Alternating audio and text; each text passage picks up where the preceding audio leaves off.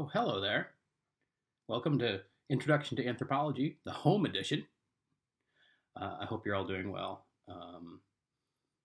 as we all adjust to this new set of circumstances.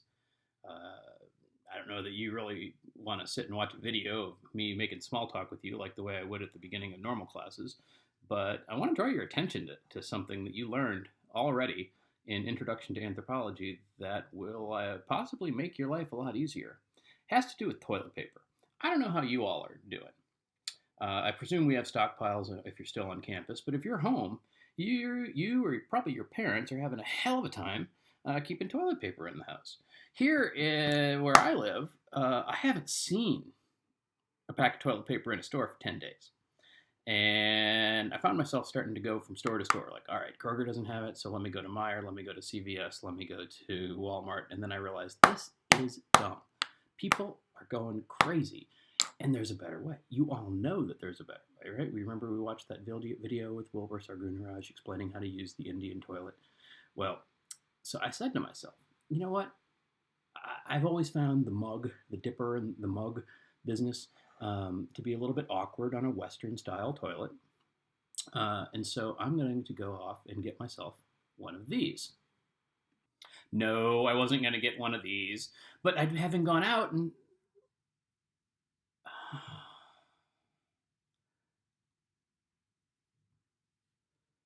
You know what? It's just going to be that way sometimes. Sometimes it's not going to be as polished as I'd like it to be. So I did not find any of this. And I remembered, gosh, I've spent a significant portion of my life learning how to do this. The thing is, I find that these doing it this way with the mug, sometimes called a lota, L-O-T-A, is really awkward on a Western style sitting toilet. So I, being very clever, or so I thought, was going to go out. That's how the picture should look. It looked really, really disgusting, but anyway. I was going to go out and get me one of these. Hand sprayer. I think it's just a lot more convenient. And in any case, as one does, I went to Amazon and looked for a handheld bidet. And look at that, $100. Nope. Unavailable.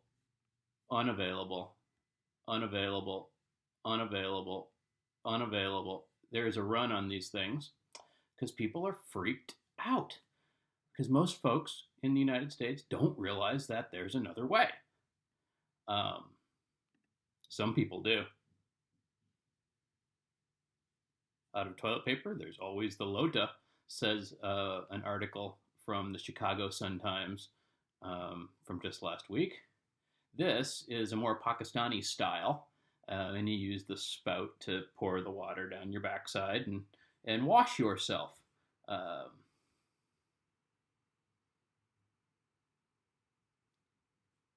And it's true. What many Americans don't realize, and maybe don't really care, is that plenty of others around the world find toilet paper-only bathroom etiquette equally bizarre. They don't use a lota, my cousins in India queried on my previous visits overseas. Yeah, so, that's a thing. And, you all, I think, hopefully, having taken Introduction to Anthropology, realize that you don't need to freak out. And maybe better yet, you don't need to buy a gun and go stake out Meijer to fight for your toilet paper, because there's another way that is more hygienic and better for the environment, and trust me, you will feel cleaner if you were to start doing such a thing, and you wouldn't have to go to 4 grocery stores in a day. So that's why, just one of the 10,000 reasons that anthropology will make your life better.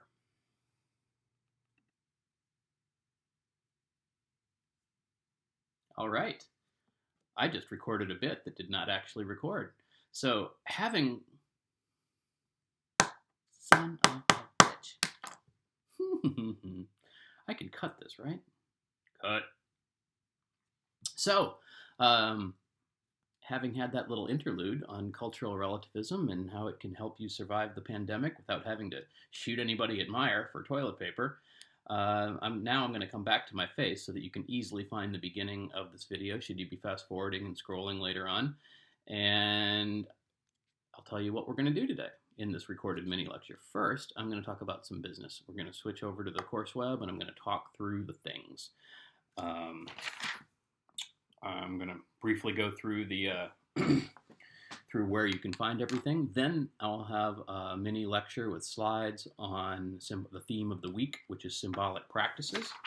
I'll be sure to talk about the resources that are available to you on the course web, the film that I want you to watch, the things that I want you to read, how those tie into the theme of the week, and I'll conclude by going through the assignments that I've asked you to complete by Friday at 5 p.m.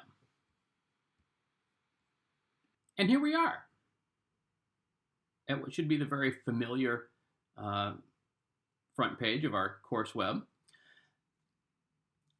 The first thing I want to bring to your attention is that the announcement, the email that you received this morning, will always be available in this announcements forum at the top. In case you lose the email, it slides down, you're not into email, whatever. If you want to see it again, or you didn't see it at all because you're not into email, the Monday morning announcement will always be present here. It's not here now because I'm doing this before Monday, but it would be at the top. And I'll star it so that it's the current week's announcement is all with the link to the things is always sitting on top. Everything that I link to in that announcement, including this video message, will also be available, of course, down here. Right now, we have the mini lecture, which I'm recording right now. How did he do that? How can it be there and also be happening? I'll let you think about that. Here's a fieldwork assignment that I want you to complete this week. Here's the regular reading assignment that I want you to complete this week. Here's a fantastic 50-minute video about witchcraft among the Azande. It's the video, I'll tell you more about it later, but it's an extremely famous and important case study in anthropology. This anthropologist, E. Evans Pritchard, wrote a book about witchcraft, oracles, and magic among the Azande in the 1930s that was really representative of the way anthropologists, the early anthropologists thought about symbolic practices in other cultures. And a lot of it holds up. We still read and think about witchcraft among the Azande when we're trying to wrap our heads around how other people think and believe. And then there's another article here about symbolic practices, rituals in particular, among baseball players in the United States. And this anthropologist, George Melch, was, I think he was a first baseman for the Detroit Tigers farm team. So it's a little bit closer to home, and you'll see some interesting parallels between symbolic practices in a culture that you might not be familiar with and a culture that you are familiar with. So that's the overall plan for the week.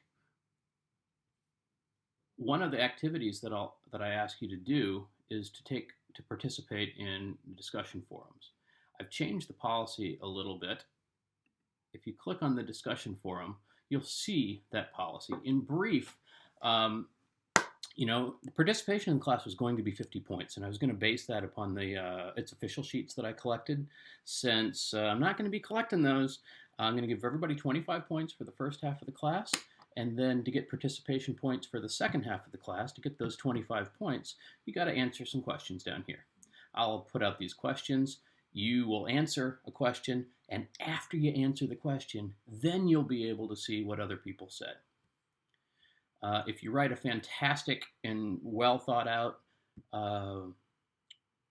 answer that relates to the content of the week in the class. You'll get 5 points. It'll be very similar to answering a question on an assignment. Getting full credit on a question in an assignment. If, on the other hand, you write a little bit less, you'll get fewer points, and you'll want to do more than 5. The best part is that I'll count all points earned in the discussion forums beyond 25 points as extra credit. So conceivably, you could go to town on the discussion forums and make up a whole lot of points. Your choice of how you approach this whole thing. I want you all to have as many opportunities as possible to do as well as you can in the class. All right, let's have some mini lecture, shall we?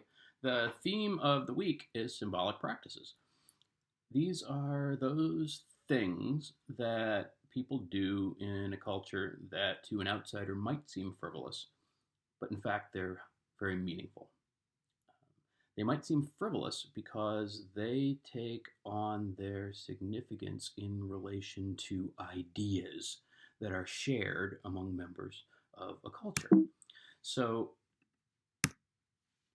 you remember that culture is beliefs, ideas, and also practices, behaviors that are learned, shared by members of a culture. They're patterns, so different cultures around the world in different places, even in the different social spaces within one geographic space, do things differently and think about them differently. They help us get through in the world, and they're also deeply symbolic. And so the focus this week is on the symbolic nature of culture, specifically symbolic practices that include play, art, ritual, myth, and religion. And this is a pretty diverse list that includes a wide spectrum of things, from what might seem very trivial to what might seem very important. I'm just going to, I think best for me to show you an example that I would have talked through with you in class. It has to do with the Indian holiday of Diwali. So this is I was promoting the Asian Awareness Group's Diwali celebration last fall. And this is a holiday that is celebrated by lots of people in South Asia. It's most often thought of as a Hindu holiday, celebrating the return of the mythical king Rama from his banishment. This is part of a very important Indian epic. For Hindus, it relates to several different Hindu myths. For Jain, you know what? Yeah, you know what? I can't do that.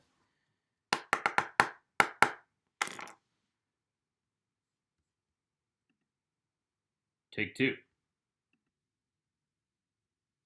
So this is a slide that I used last semester when I was promoting the Asian Awareness Group's Diwali celebration. Diwali is an Indian holiday that happens in the fall. People decorate for it. People travel home to be with family. There's a school break. It's increasingly commercialized, so it's a shopping season as well. It's traditionally the beginning of the fiscal year, just the way our fiscal year typically begins in July. So it has a lot of different meanings for a lot of different people. Within Hinduism, it primarily relates to events in the Ramayana, which is the story of the god Ram. It also relates to important events in the myths of other gods and goddesses. And it even has significance for Jains and Buddhists and Sikhs as well. So it's a big holiday. It's the biggest holiday of the year. It's kind of like Christmas in that way, such that even if you're not Christian, even if you're not practicing Christian, you'll still have the holiday off. You'll see the decorations. You'll know that something special is going on around the time.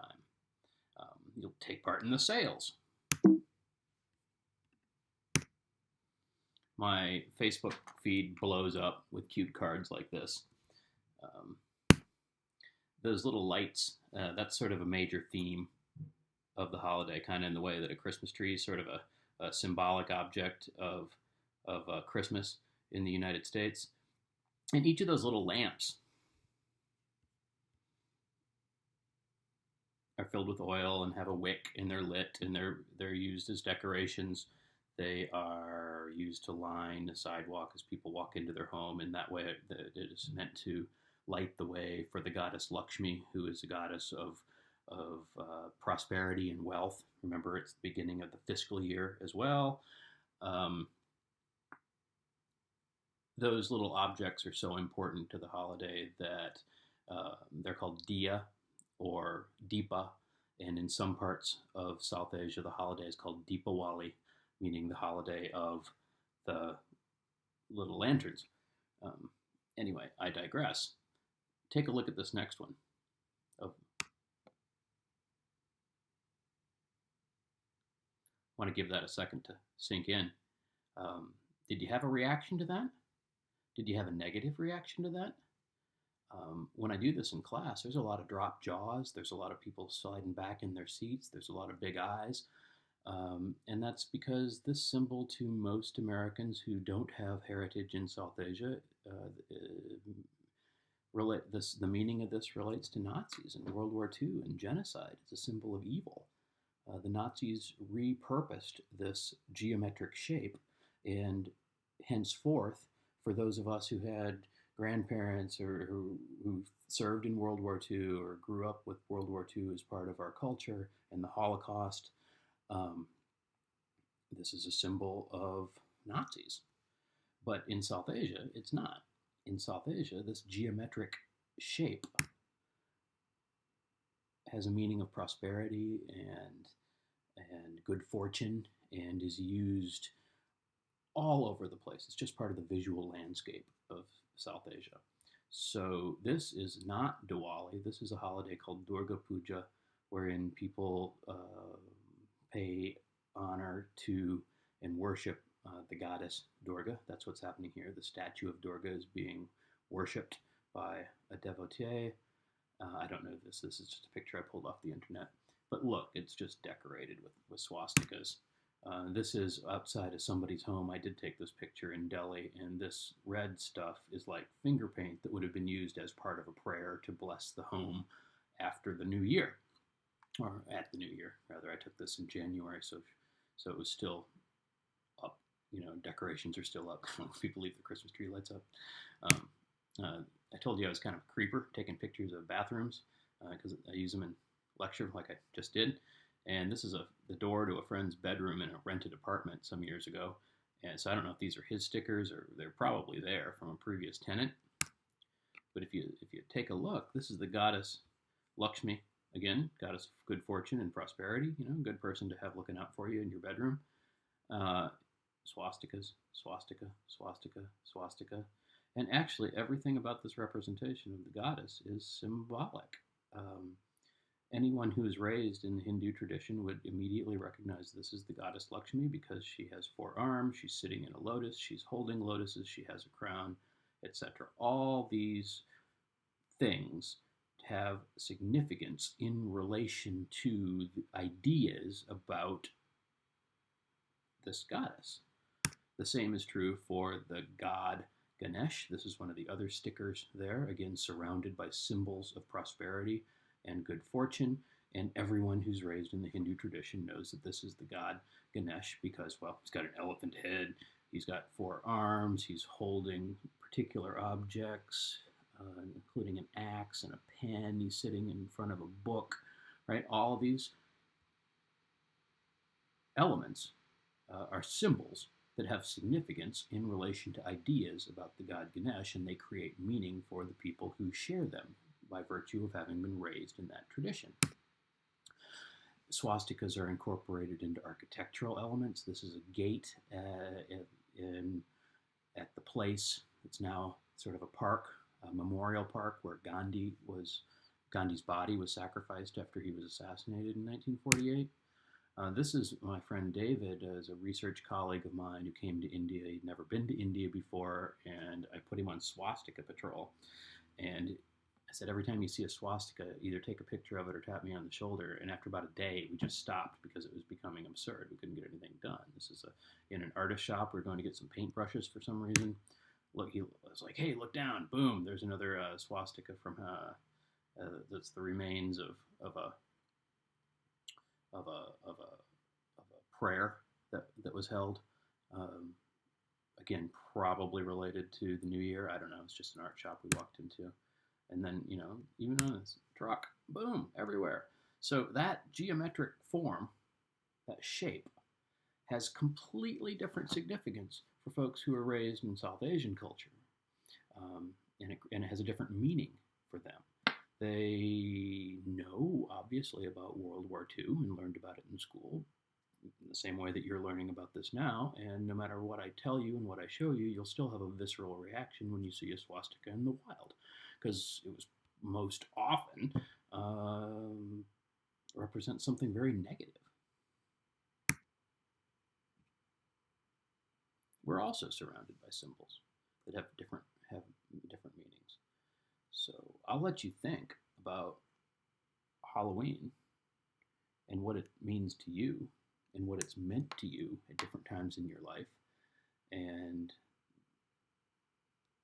these are questions that folks in South Asia, conversely, have about American culture. Like, what's the deal with all the scary stuff around Halloween?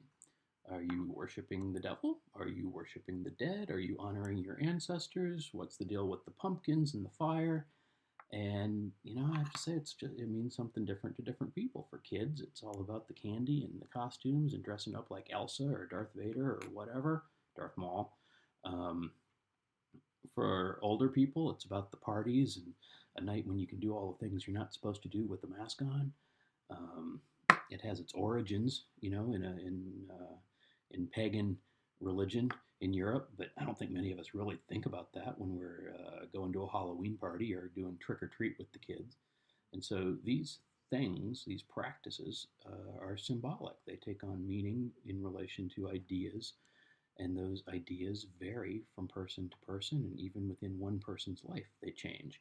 So, but nevertheless, they're always meaningful. They create meaning.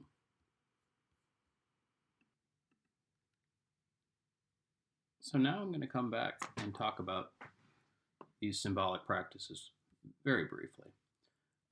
Play. Play can be anything from child's play, when kids, playing make-believe, to theater, to sports. We use the word play in relation to all of those things. And what they have in common is that you're able to behave in a way that you wouldn't in normal everyday life. Little kids don't realize that, right? The boundary between everyday life and imagination is very fluid with them. But, as you get older, you clearly mark off the time when you're playing from the everyday. And there's usually something that happens that marks that change.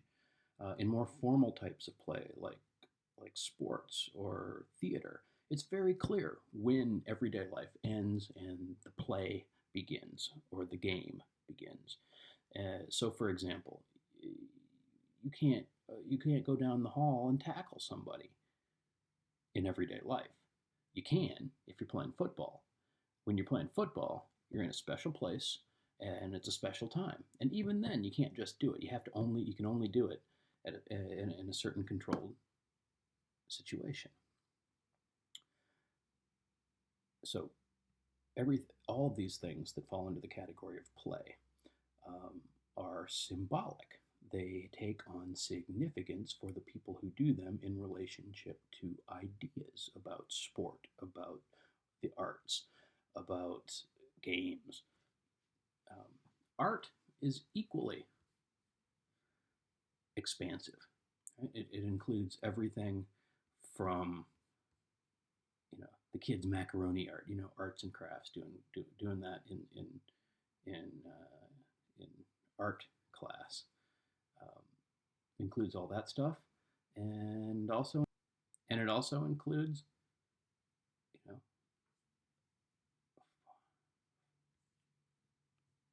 fine art.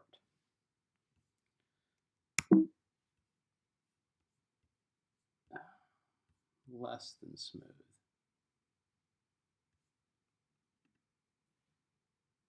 I mean, we'd all probably agree that was art.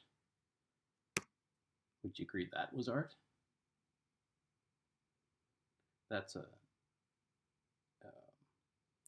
extremely famous painting now by an artist named Marcel Duchamp, who's of the Cubist tradition.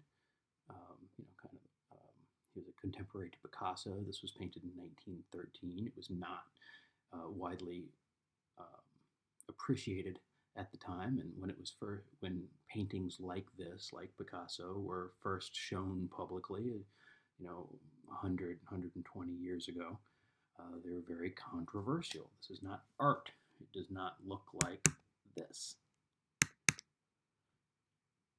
But today it is. And that's why art is a fantastic example of symbolic practices for the people who appreciate it. To someone who does not appreciate it, does not share the same ideas about what art is. It's just a bunch of stuff on a picture.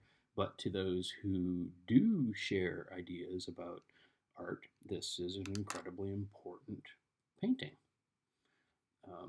That same artist, incidentally, just because we're on a theme, there it is. There's a cutout, a standee of it. That one's called Nude Descending a Staircase. You see it? It's actually a whole bunch of superimposed sketches of a person going down the stairs. And here, on the 100th anniversary of that painting being first shown in the United States, in New York, that same museum that showed it had a standee, and I happened to be walking by, and that's pretty neat. That same artist also made this. Right? It's literally just a snow shovel. And he did it to be provocative, and it was, again, very controversial, and here we are now. I think this was later in his career, so like 60, 70 years later, looking at it and still thinking about it and asking questions about what is art. That object has significance in relationship to ideas that we have about the history of art. If one is into that, if one is not, it's just a damn shovel. This is another piece of art by that same artist. This is hanging in a gallery in Paris. This is my wife taking a picture of it because she was on a scouting trip to purchase it for the Detroit Institute of Arts, and they could not afford it. It is actually just a drying rack for baby bottles, but that's what it was 70 years ago, but now it is an important piece of art in the career of that artist, so many museums would like to own it. Just another illustration of how art is a symbolic practice. It is something that takes on significance in relation to ideas that are shared by members of a culture, or in this case, a smaller culture of art lovers. And I can't, just because here's another one by that same artist. I got onto a thing one time when I was doing this in class, and if we had more time to talk and you could ask questions, it would be a lot more fun. But you know what that is, right?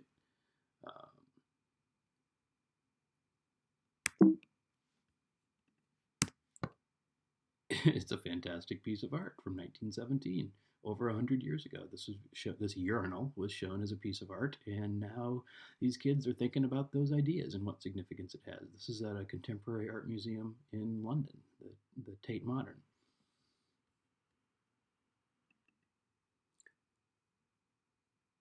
And now we move on to ritual, which has can have a sort of mysterious or exotic quality to about it, the rituals of those people. But really, ritual is just repetitive action that's shared by members of a culture that has some meaning. So it's legitimate to talk about individuals' rituals, the rituals of getting ready for the day. Think about the body ritual of the Nasarema. It can also be rituals that relate to religion. So if you're Catholic and you walk into Mass, oftentimes folks will dip their fingers in holy water and put that holy water on your forehead? I'm not Catholic, I'm not totally sure. as someone who is not raised Catholic, when I go to a Catholic mass, I see people doing all sorts of things, making the sign of the cross, and I recognize those as rituals, and I recognize that they have significance for them. But not having been raised that way, I don't share the same beliefs and ideas about those physical motions, and so I have to ask questions. And that's something that's true about most rituals. You'll recognize them when you see them, even if you don't understand their significance. So I'm going to put up a discussion forum about rituals, and I'm going to ask everybody who participates in that discussion forum to identify some ritual that's part of their culture. And those could be things like rituals related to religion. They could also be rituals related to sports. There's a reading for this week that's about rituals of baseball players and the way we start class by turning on. I turn on the screen. I go to that blue screen of the mosque. I put up the course web. I talk about things for a couple minutes. Like, that's a ritual. What all these things have in common is that they're repetitive, and they mark off a time and a place as being different than everyday life. So when a Catholic walks into Mass and does some rituals, that is separating the time of Mass from everyday life. Then there's a ritual at the end of Mass that says, "This is over now, return to your life." It's kind of similar to the way that games and sports games and plays begin and end. So rituals can separate everyday life from something that's different, or begin everyday life. They mark a change in state, so that the rituals that you might do before you leave the home, they're repetitive, they have meaning for you, and you don't think about it a lot because habitus. And then you step outside and you're off onto your day. Myth. We've talked a lot about myth earlier on in the semester. Stories that convey values and are shared, rarely written down, at least originally. And it's the act of telling them and repeating them and improvising on them and using them as entertainment, but always conveying values that make them symbolic. And finally, religion is serious business. In the sense that it provides meaning for a lot of people's life. It includes myths. Religion includes rituals. Religion includes art. So religion can encompass a whole bunch of symbolic practices that have meaning for people who share beliefs of a particular religion.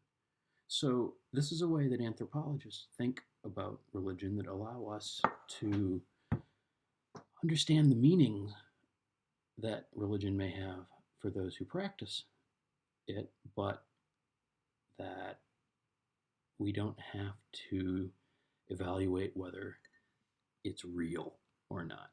And that's really helpful, because then we're thinking and operating in a culturally relative way rather than an ethnocentric way. Anthropologists don't evaluate the relative merits of this religion versus that religion, this God versus that God, but rather think about what are all of the symbolic practices associated with that religion and how do they make meaning for the people who practice them.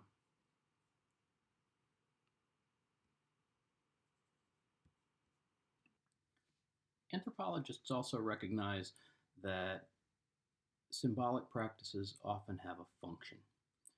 They often seem to do something in a culture. And that's kind of a hard concept sometimes for folks to wrap their head around. So let me give an example of something called the Kula ring of the Trobriand Islands. And this is a subject of anthropological research, ethnographic research by an anthropologist named Branislaw Malinowski in 1920, he did the research before 1922. He actually did the research during World War I. And that's interesting and significant because he was a Polish citizen who was allied with the Germans against the Americans and the British. So he was actually, an enemy of the Australians, which is where he found himself when the war broke out. He was going to be doing anthropology in Melanesia. So here's Papua New Guinea, and the Trobriand Islands are over here. Australia is down here.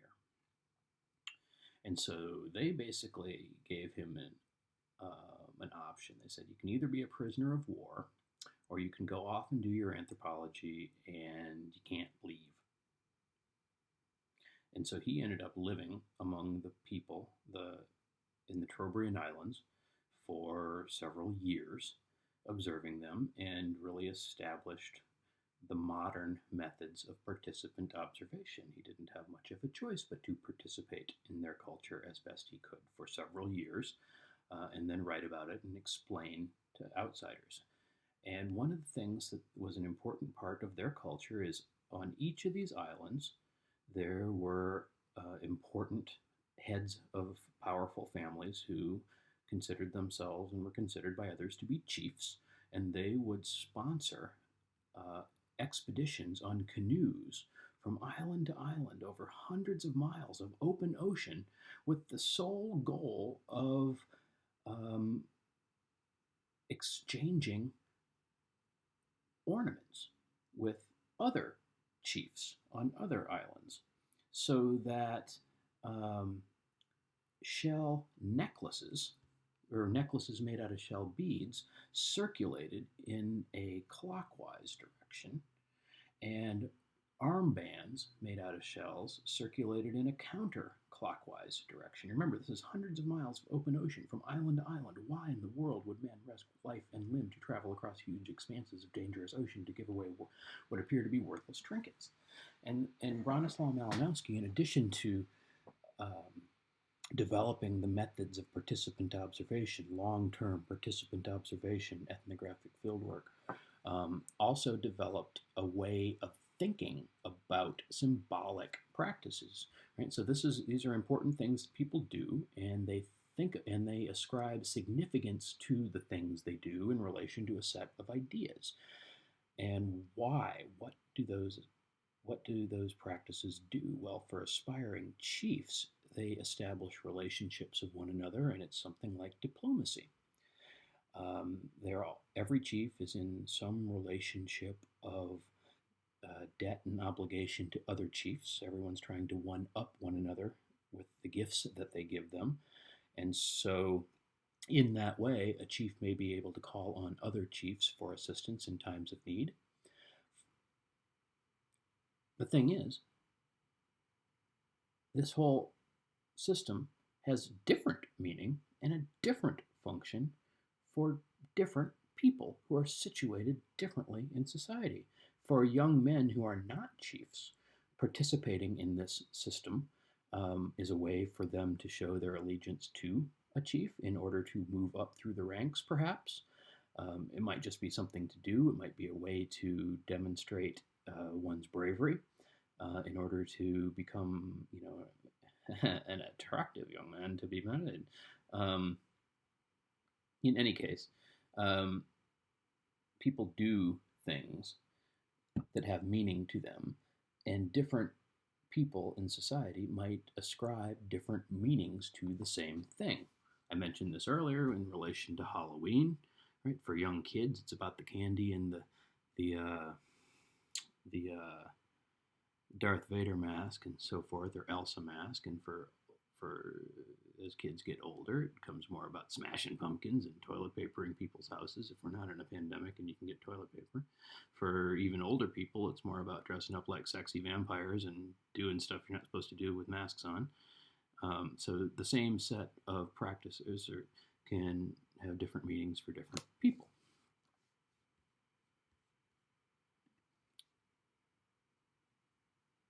And the reason that I'm talking to you about the functions that symbolic practices have, is because one of the major resources that I want you to watch this week is a video called Witchcraft Among the Azande, which was filmed in the 1980s, actually. So, quite a while ago, but more recent than E. Evans Pritchard's writings on the topic, which were like, getting close to 100 years ago. And it's fantastic. It's very interesting. It talks about witch beliefs related to witchcraft and all of the practices that go along with identifying witches.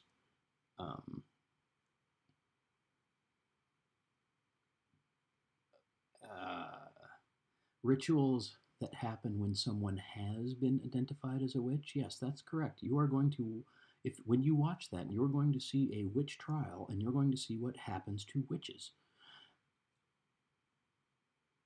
I don't think that many people in our class believe in witchcraft in this way.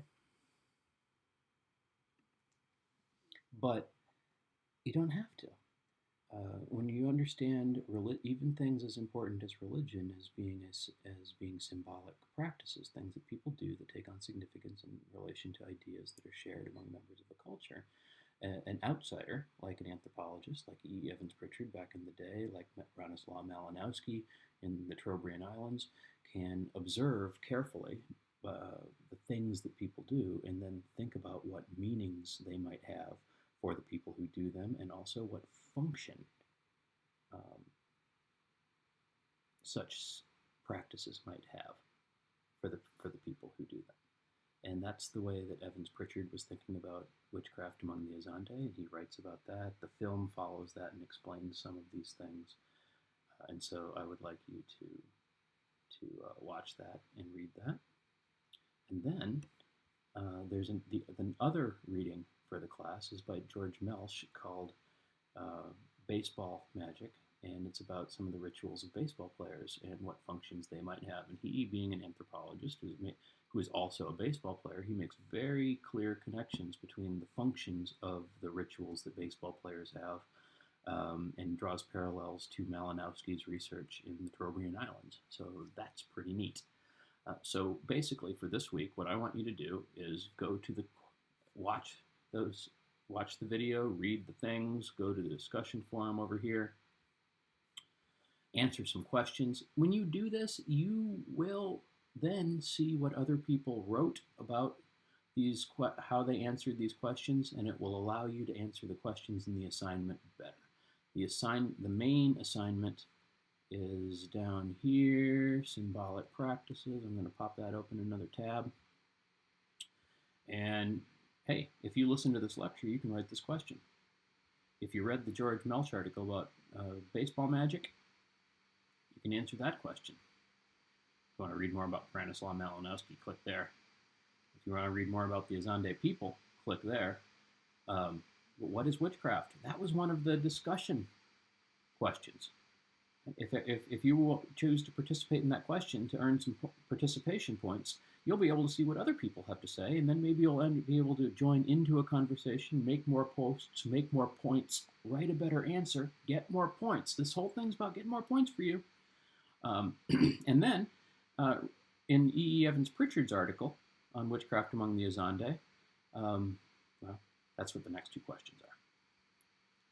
So, if you've managed to listen this far ahead to my very unprofessional video lecture, you'll have a pretty good idea what this is all about.